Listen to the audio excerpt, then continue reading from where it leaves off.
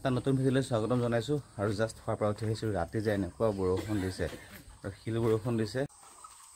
এতিয়া মোৰ জিকা পুলিকেইটা কেনেকুৱা অৱস্থাত আছে এতিয়া সেইটোহে চাই আহোঁগৈ আৰু যি শিল বৰষুণ দিছে বা ভয় খাই গৈছিলোঁ মই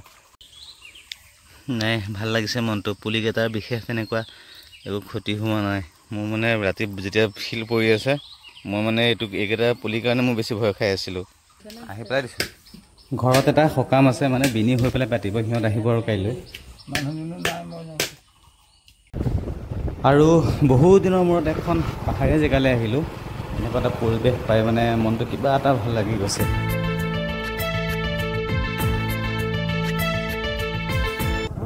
আৰু বহু দিনৰ মূৰত এটা টঙি ঘৰ দেখিলোঁ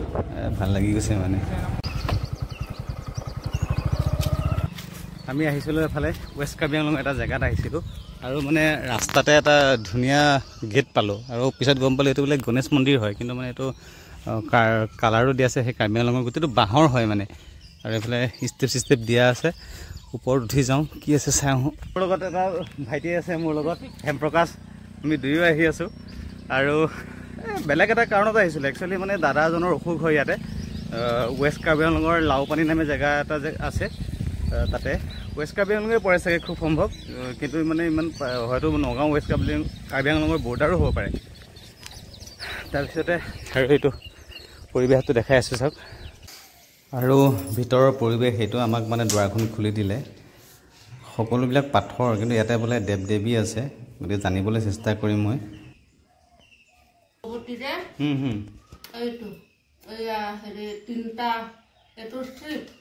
এইটো বসুন্ধৰী এইটো দুৰ্গা এইটোতো গংগা সৰস্বতী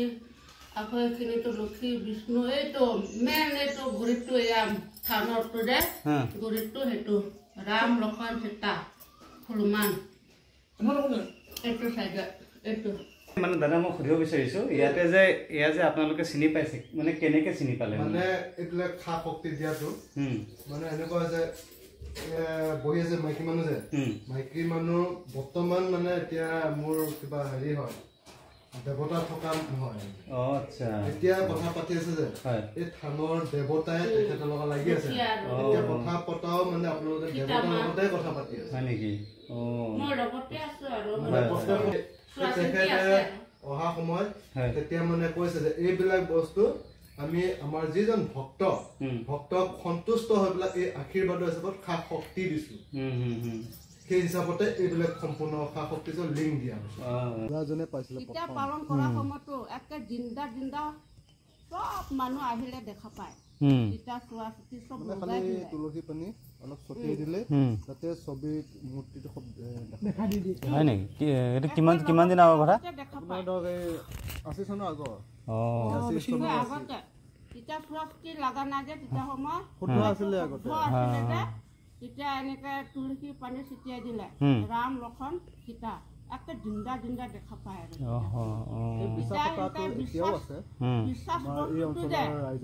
ভগৱানৰ কাৰণে বিশ্বাস বস্তুতে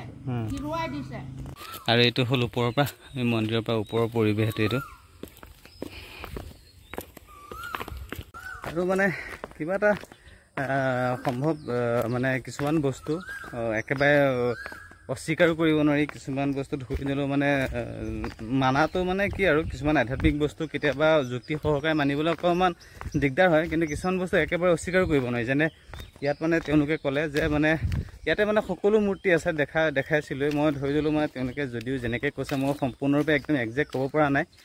কিন্তু মানে কিছুমান বস্তু আছে ধৰি দিলোঁ যেনেকৈ ৰাম লক্ষ্মণ সীতা মানে মেইন আৰু ইয়াতে ৰাম লক্ষ্মণ সীতা হনুমান আৰু যেতিয়া মানে 80 চন মানত মানে কি হয় বোলে ইয়াত যে যদি মানে তুলসী পানী দি দিয়ে মানে তেওঁলোকক দেখা পোৱা যায় বোলে এনেকুৱা এটা আছিলে কিন্তু সেই কিবা বোলে নিয়ম কানুন মানে চোৱা লাগি পেলাই সেই বস্তুটো নোহোৱা হ'ল তেনেকুৱা নিচিনা কথা আৰু সেই যিগৰাকী বাইদেৱে মানে কথা কৈ আছিলে তেওঁ মানে তেওঁক মানে সেই মানে মই সুধিছিলোঁ যে কেনেকৈ আপোনালোকে জানিলে তেতিয়া মানে কৈছিলে যে দৈবিকভাৱে কিছুমান বস্তু পাইছিলে তেওঁলোকে তেওঁ গাত আহে দেৱতাসকল তেনেকৈ বুলি কৈছিলে গতিকে যেনেকৈ নহওক মানে ভাল লাগিলে আৰু আহি পেলাই মানে আৰু মায়ে আজি কঁঠালৰ মুচি নিব দিছিলে মোক কিন্তু পাহৰিছিলে এই কঁঠালৰ মুচি গছত দেখি পেলাইহে মনত পৰিছে বহুত আছে ইয়াতে আৰু মন্দিৰৰ পৰা ওলালোঁ আৰু ভিডিঅ'টো ইয়াতে সামৰিলোঁ আৰু ভিডিঅ'টো শেষলৈকে চোৱাৰ বাবে বহুত বহুত ধন্যবাদ।